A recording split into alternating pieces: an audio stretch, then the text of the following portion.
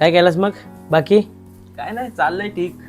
Cricket खेळायची लय house झाले रे, पण काय लग्न जॉब त्याच्यामुळे सगळा खेळ बंदच झाला रे, क्रिकेट वगैरे आता. हा रे, पण ही मुलं खेळतात ना काही, आपल्याला वेळ नाही भेटत, पण त्यांचा म्हणजे एकदम रोहा तालुक्यामध्ये रायगड जिल्ह्यामध्ये नाव प्रसिद्ध केलंय रे. हो रे. आता उदाहरण सांगायचं झालं तर बघ ना, तुला पण काही माहिती असतील, बालू भगत, पप्या, पप्या, संजय, आता विवेक ही नवीन नवीन मुलं तयार होत आहेत, दिप्या, बाबू बाबू. चांगली पोरं म्हणजे मस्त क्रिकेट खेळतात, बघूच वाटतं त्यांना. म्हणजे हो, आपण असं खेळत वाटतं. नसलो तरी पण ते मस्त हा. खेळतात. अरे मी काय बोलतो, ह्या रविवारी मॅच आहे आपली, तर जायचं का बघायला? मग हा जाऊ जाऊ, संध्याकाळी आहे ना? संध्याकाळी आहे. हा मग जाऊ जाऊ. बाबांचा फोन आला. हा घे घे. अरे बाबू, जरा 4-5 दिवस झाले रे, जरा तब्येत बरी नाही, पाय जरा वलतायत, तर उद्या डॉक्टरकडे जायचं आहे, जरा 2,000 रुपये पाठव ना.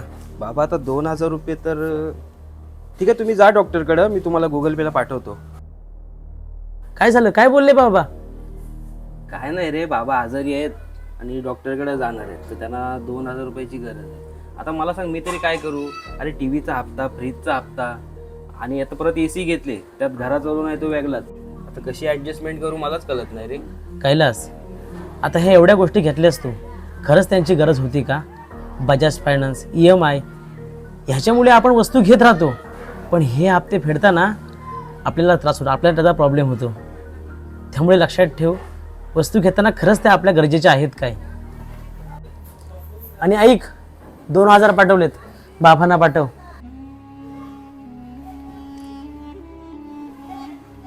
हा बरोबर बोलला, विनाकारण लोन करून इतक्या गोष्टी घेणं खरंच अत्यावश्यक आहेत का?